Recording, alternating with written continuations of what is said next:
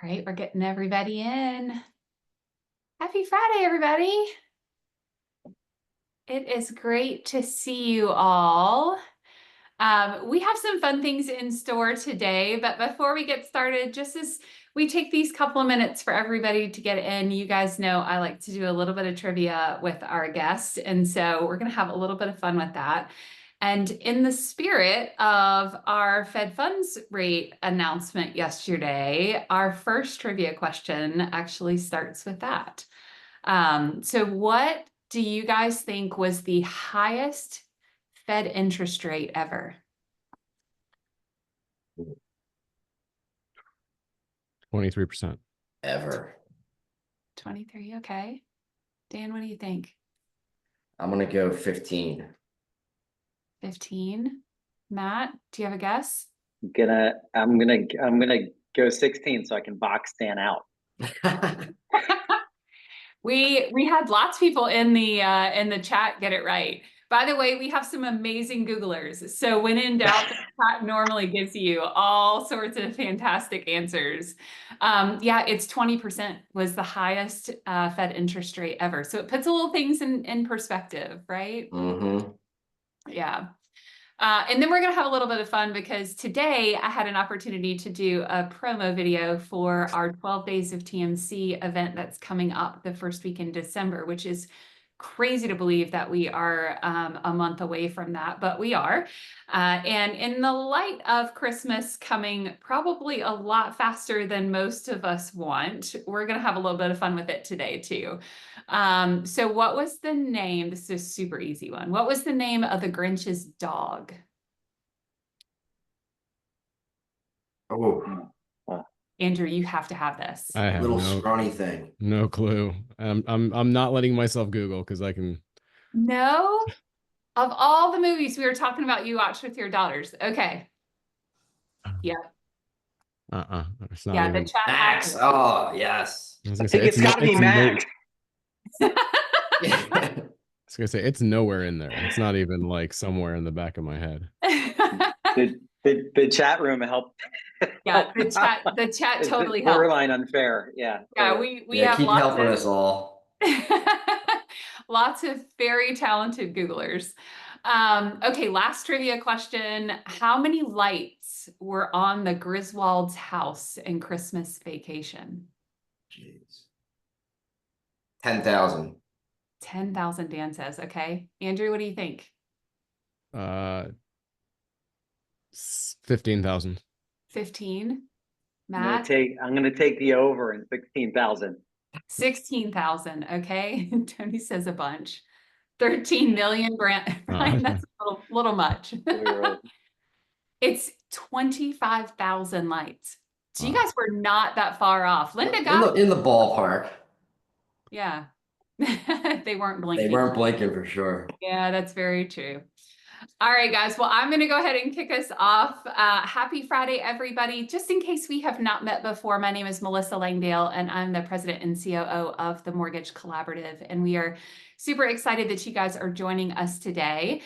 Today, I am joined by three incredible thought leaders in the mortgage marketing, lead generation, all things like technology space. So I probably left something out in there that you guys can help me with. But Andrew Pawlak, Andrew is the co-founder and CEO of Rebel IQ.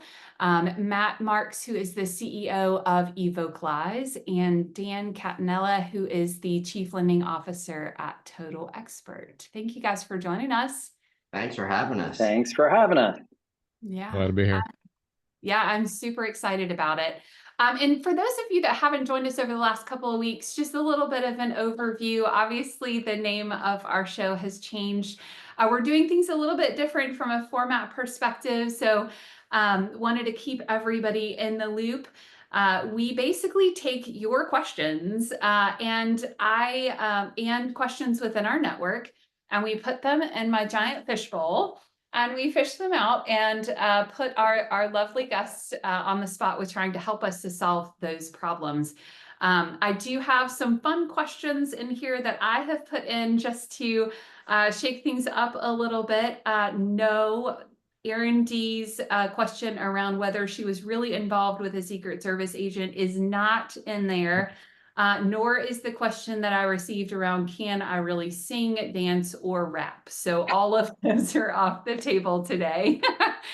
But everything else that you guys have sent in is in here, and we're gonna have some fun solving some questions that you guys have. So also, you guys got a chance to see my dog in the background. That is Nana. Do you have a sheepadoodle? Cool. Is that a sheepadoodle, Melissa? She's a Saint Berdoodle. Sheepadoodle. Yeah. That's So rad. she's like a giant troll panda dog fluff ball. I don't know. She's awesome.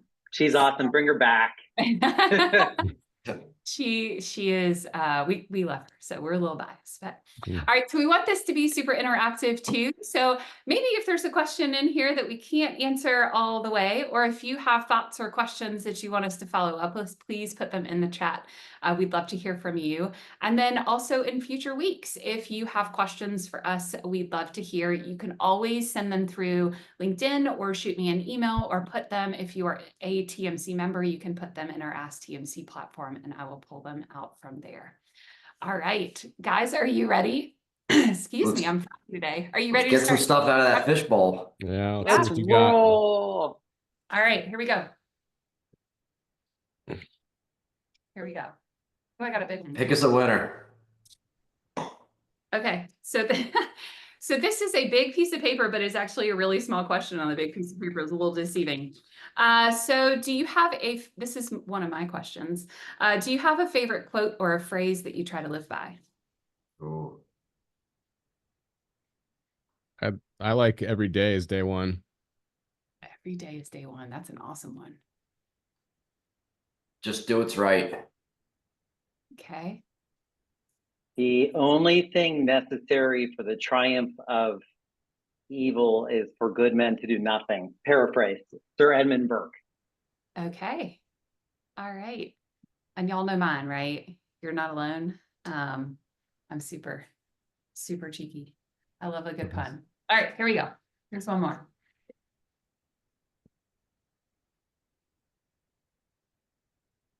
Oh gosh, these are all for me. I promise there are real questions. She stuffed it. What's been your best piece of advice that one of your leaders or mentors have given to you? I can take a first stab. Early in my career, one of my mentors and leaders told me, he learned early on, the best leaders never get too high or never get too low in the roller coaster of business. They try and flatten things out for themselves and for everyone else. And I fail at that often, but I try a lot. I Love that. Totally took mine, Matt. Thanks so much. So you go first, my friend. It's yeah, so I'm just gonna say that same thing, try to be stoic and not to take the downside too hard, and not to get overexcited about the stuff that seems great. Just try to keep an even keel and keep moving forward. Mine, I would say, so I was 3 days out of college and thrown into a mortgage lender.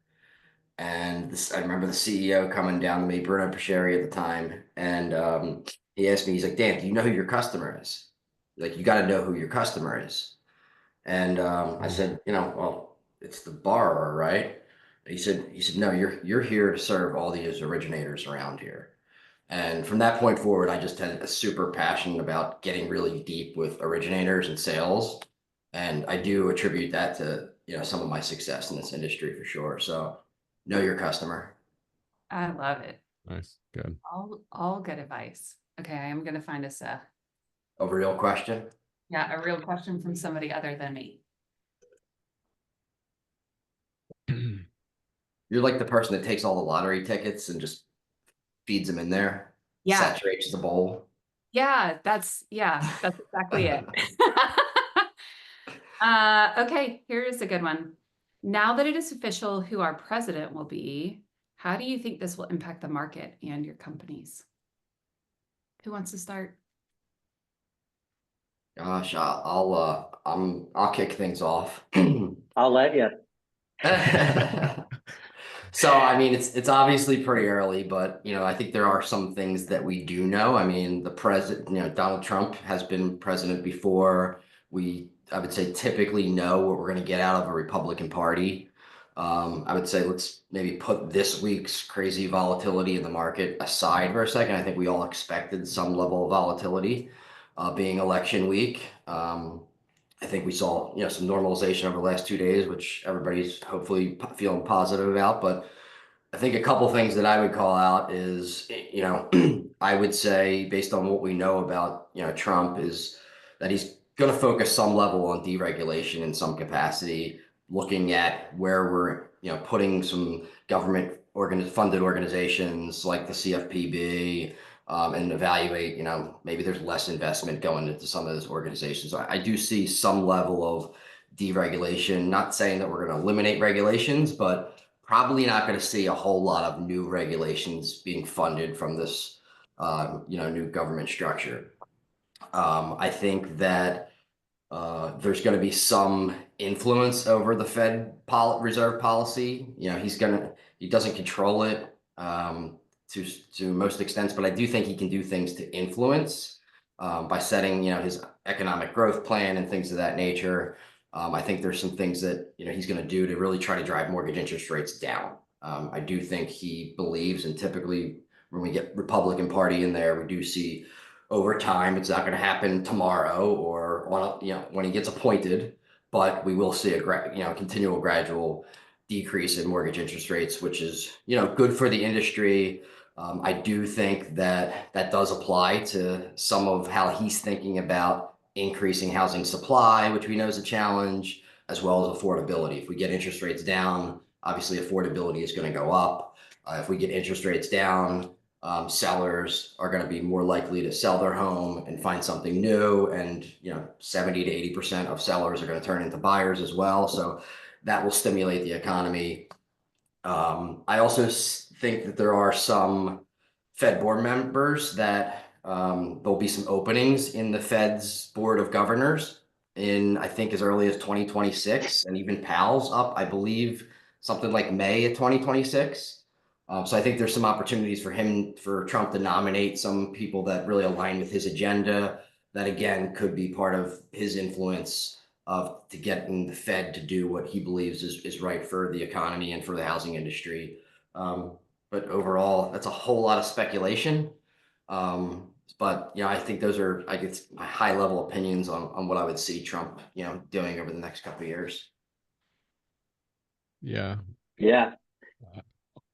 I'll throw in Go there. ahead, Andrew. Yeah, I'm just optimistic about, the economy, and what that means for, like Dan said, housing affordability, energy production, driving just costs down, and what that means for activity in terms of consumers online, and the insane decreases we've seen over the last, few years in terms of just people online looking. Search volume for anything mortgage and real estate related has catapulted, the wrong way in many ways, which means if you're running ads and you're doing any type of targeting, it makes it a lot more difficult. Leads you get are a lot of times not in the right bucket. So, from a marketing and audience standpoint, I look forward to hopefully seeing a pretty big increase in the amount of activity online, people getting back into the housing market, and giving our clients a lot more opportunities to, get in front of those people, and obviously use our technology to capture and engage with those consumers, and, partnering with Evocalize on getting a larger audience, which is always great. And then obviously dropping all that data into Total Expert. I think there's anytime there's more activity online and more consumers online that are actively in the housing market, that's a really good thing for marketing people that are out there working hard to create more opportunities for loan officers. Matt, anything else to add? Yeah, I mean, just backing up a little bit at the macro level, we all think about the question was about POTUS, in particular, and the presidential piece of this, but the entire government is going to be basically led by the Republican side, at least for 2 years. So it's an interesting, regardless of which side you fall on, it's a really going to be an interesting case study. I mean, I tend to fall in line with what Dan said.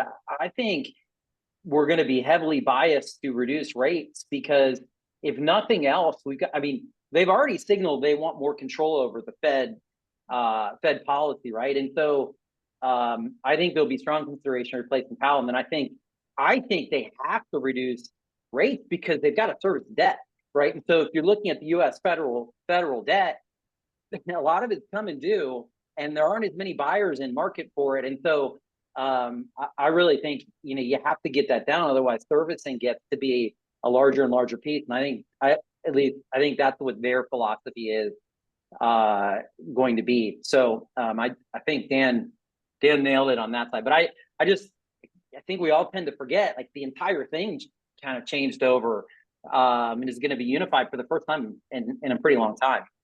Yeah. Yeah. The only question I have is around like tariff policy, right? Yeah. And how that's going to affect inflation. So, we'll see. I don't think he's going to do it, Melissa. I think it's signaling. Like, I think it's, who knows, right? But I think it's posturing and negotiating, right? Because that goes against all the other things we talked about. It's inflationary, right? So 100%. it's hard to figure, but I think when he looks at the numbers, some of that maybe backed off a bit. Yeah. Okay. All right. Let's see if we can find another one.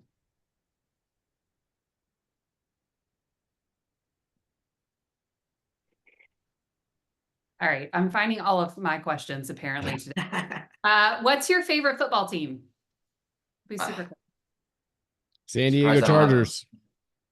San Diego Chargers. All right. I'm not saying LA. San Diego Chargers. Philadelphia Eagles. Texas A&M Aggies. Gig 'em, baby. All right. No Ravens fans. All right. Yeah, y'all know I'm a huge Clemson Tiger fan. All right, let's find another one. That always gets the chat going. I love it. Okay. Ooh, Nerd Wallet. They're getting into mortgage. While I don't think that local retail LOs will ever be replaced, are there things you think lenders should be doing to be more competitive with these internet heavy technology companies? Is Amazon next? Good question. I can take a stab if Go for it, Matt. that works for y'all. So look, I think about there's always going to be a competition from someone. Obviously, retail has some pretty significant advantages. So I tend to agree with the writer of the question on that note. But what do the big centralized portals and marketplaces have from an advantage perspective? They have data, right? They have marketing chops. They have expertise from a marketing perspective, and they're generating their own business and their own demand that then they've been selling out. So it's not altogether surprising that they would look into vertically integrating and capturing more of the transaction or the wallet. I would say, and what we talk about in our industries, real estate. We started in real estate. We serve most of the U.S. residential real estate vertical today at Vocalize in a growing share of mortgage. We say build your own, because through tools like Andrew's and integrating with Dan's, with Total Expert, and with a Vocalize, you can basically accentuate your strength via localization and your own personality and your own personal touch, while building the same data sophistication to generate your own leads and your own demand on top of that.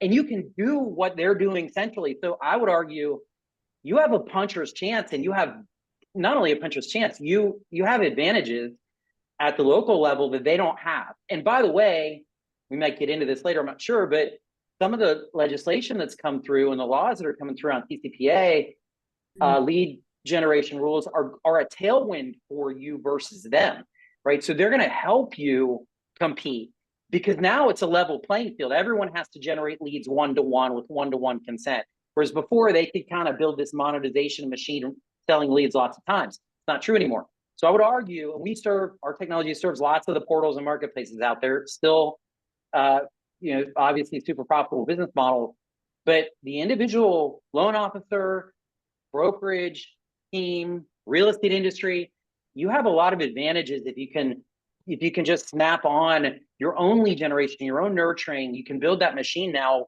easier than you ever could before, and win. So it's a little a little long, apologies, but I really feel passionate about that from the ability to compete. Yeah. Yeah. So, Yep. do you want to go, Andrew? Go for it.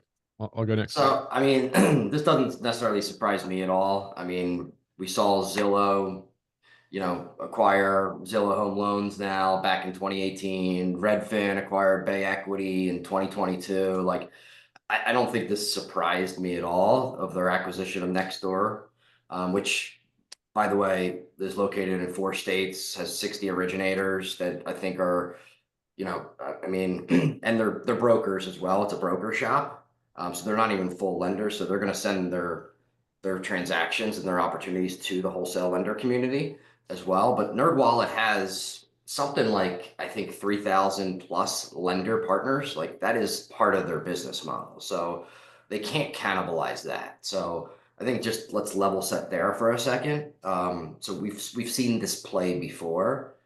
So let's not go crazy, but I think it is really important. A lot of what Matt said is spot on. Is lenders do need to focus on, how do I get to the consumer first? Retail originators, I think, have a real competitive edge in the purchase market. And you got to use those purchase transactions to make sure that 20% industry average customer retention rate, like, we need to really focus on really rethinking that. And how do we maximize the lifetime value of every customer we acquire? Like, retail originators are fantastic at acquiring customers through a purchase market, but they're not really fantastic about retaining that customer on the next opportunity. And the reality is that it is a race to the consumer, and it's a data's arms race as well, because the more data that you have on your consumers, the more opportunity you have to understand when I need to engage, what content I need to send them that's hyper relevant to their situation based on their data and their profile. And when you look at what Matt and Andrew and I are doing together, it really starts to paint the whole picture. Look at what we're doing with customer intelligence and the investments that we're making there. If I understand somebody got married or had a child, and I'm orchestrating a personalized digital ad through Evocalize that's targeting that consumer to say, hey, are you thinking about buying a home? And then they click through that, and then they land on Andrew's experience to capture that information and then funnel that back into Total Expert to re-engage that consumer. Like, this is a perfect I think, concept to just rally around, to understand that lenders do need to continue to invest into data intelligence about their consumers, so that they can be the first to the consumer, keep them in your ecosystem, get them away from these consumer sites that I think traditionally consumers go out to look at rates and things like that. We need to get ahead of that and get to the consumer before that even becomes an opportunity lost. Yeah. Andrew, anything to add? Yeah, that's good stuff. And the TCPA stuff, as Matt was mentioning, that hits in January, meaning the world of a consumer hitting a comparison site and not even knowing that when they submit their information that it's going to get sold to who knows how many folks again and again. That's coming to a stop, so they're going to have to consent and agree. And early tests that we're seeing and companies we're talking to that are experimenting with presenting the mortgage lenders to the consumer before they submit their information, and having to choose and check boxes of who they want their information to go to. Leads have dipped heavily when the consumer is presented with those options. And then right there, it's, obvious to them that, wait, every box I check is another phone call that I'm going to get. I don't even know who these companies are. So that is creating a world where companies like NerdWallet, I think it's out of necessity, are having to figure out, like, they get, what I'm looking at stats right now, about 20 million visitors to their website every month. That is an engine that they have, right? So, and then they have a really good way of capturing and creating the lead. And their business has been historically to turn around and sell that lead. So now if they see that, like, we're going to get hit by, who knows, 50% of the leads that we were typically getting are going to disappear, we have to figure something else out, right? So, them coming along and doing this makes sense. But, when Zillow did it, there was a lot of kind of freak out, I think, originally around, oh my gosh, Zillow has a mortgage company. And from what I understand, they're actually starting to do pretty well. It took them quite a bit of time to understand really the mortgage business and get to a point where they're flowing. but it wasn't any kind of really big hit to anybody. That was, I don't even think, a blip on the radar for most people. It's there. They're doing okay.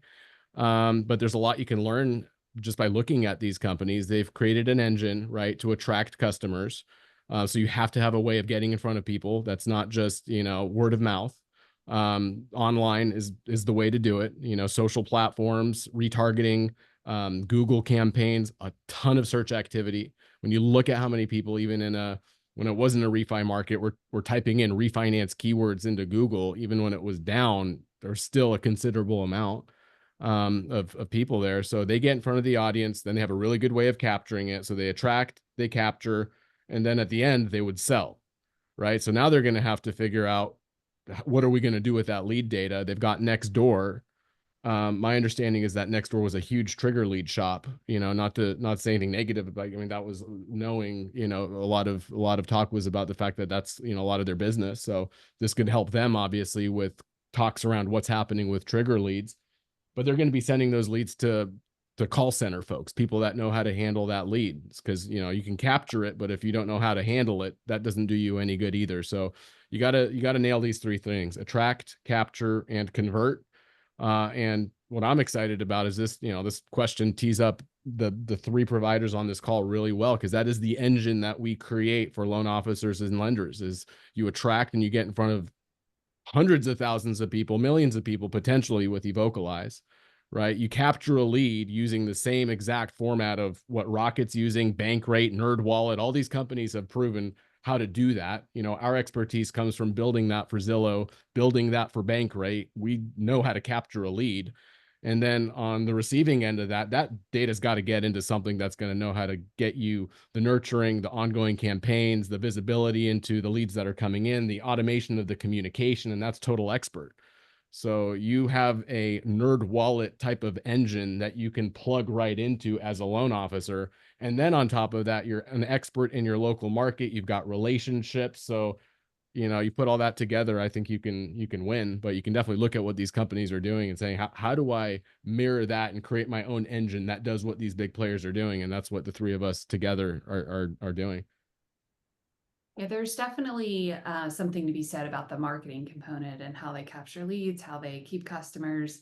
There's also, those technology companies, and I think a lot of lenders that are on the call might be thinking, well, they also have this, opportunity to scale, right? Like they have efficiencies within their world that just from a, margin perspective, right? How do we compete from that perspective when they have that, that scalability too? So thank you guys for touching on that. All right, I'm going to go back for one more question since we got time.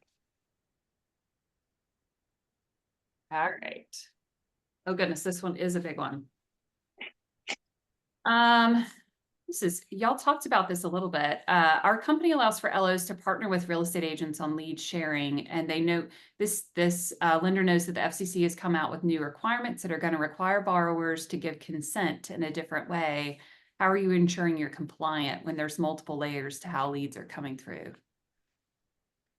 Yeah, I'll You just say guys that. have figured something out with this. Yeah, already. that touches us pretty heavily on the capture side of things. We have to have the language, the consent, the terms built into the pages that we build that capture the data that the consumer's entering their information into, that allows them to see, review, and agree to the process that is going to happen and who's going to get that data. So that is built into all of our landing pages. Our stuff is always one-to-one consent. It's just out of the box that's what it's meant to do.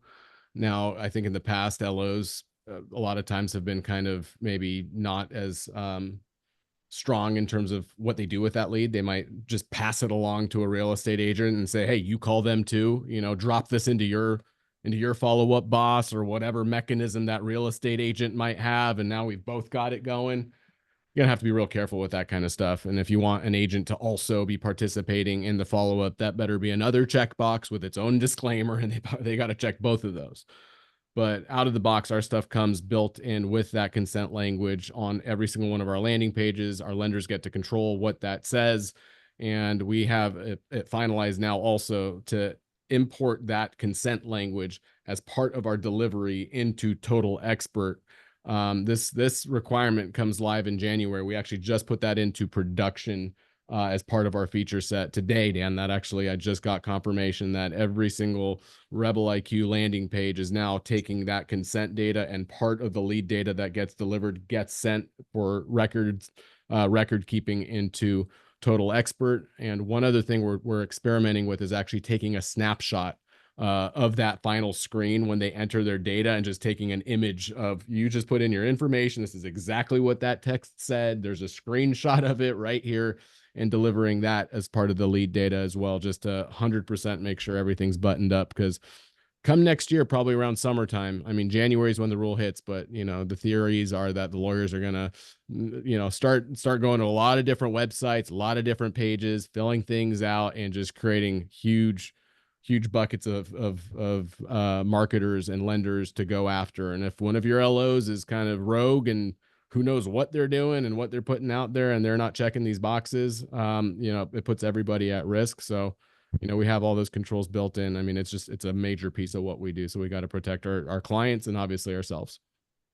Yeah, that would be my concern as a lender right now, is how do I have visibility into what my loan officers are doing? Well, and Melissa, that's the thing, right? Like, to Andrew's point, you're required in this new rule to capture the marketing as it exists. Contextual relevance is a part of the law. So you have to capture what was the marketing you did, what was the consent you captured, and who is the consent for? Who is the service provider? Not even, like, it's not the LO's name that needs to be there. It's the service provider that needs to be in the consent form. So it actually gets quite particular. And if you're asking for real estate and mortgage to work together, there need to be two opt-ins, two boxes to capture those that are both optional. So it gets pretty tricky. We've worked pretty closely with the FCC on it for a couple of years now. But yeah, big things. If you don't know what this is and you're in the audience, please be educated. Some lenders are locking down their entire enterprise right now and not letting LOs do any marketing except through their tools. We probably will be putting something together for TMC members that are on this call, so that everybody's aware of what to do. I think that would be great, Melissa. I think I still talk to way too many lenders that have originators running rogue or using all these little widget text messaging or dialing platforms. And I mean, the fines from a TCPA standpoint are dramatic, and they're going to go after the organization, not necessarily the individual LO. I mean, you're talking about, if it's unintentional, which most of these are going to be probably intentional. I mean, it's $500 per violation. That's per text or call. And then if they're knowing or willful violations, those go up to $1,500 per violation. So these are not small dollar amounts of fines. So we're seeing, and it's one of the reasons why we just released our Engage SMS capabilities, is it really ties all these compliance tools together in combination with what Andrew's doing from a capture standpoint, and really just brings it all together, make sure that you can create an enterprise strategy and feel confidence that you can still communicate to borrowers the way they want to, or real estate agents via text messaging, because that is really the preferred way of how people want to communicate, but you got to do it compliantly. And I still talk to way too many lenders that don't have an enterprise strategy.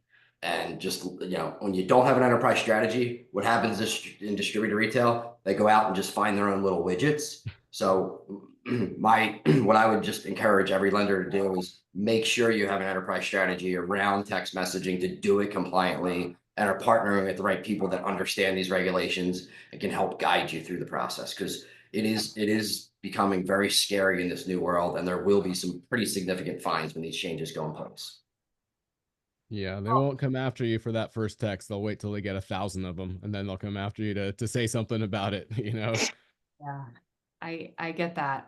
Yeah, I've gotten a few messages through the chat to try to set something up at TMC, so I'll work on that. All right, guys, we are all up at time. We went a little bit over today, but the conversation was so great. I wanted to keep us going for a little bit longer. Andrew, Matt, Dan, thank you guys so much for joining us. It was a lot of fun, but I think we had some really great information we were able to share with everybody too. Thank you, Melissa. Appreciate the time. Absolutely. Thanks, everybody. Thanks, Melissa. All right, guys, we'll see you back here next week. Have a great weekend, everybody. Bye. Bye, y'all.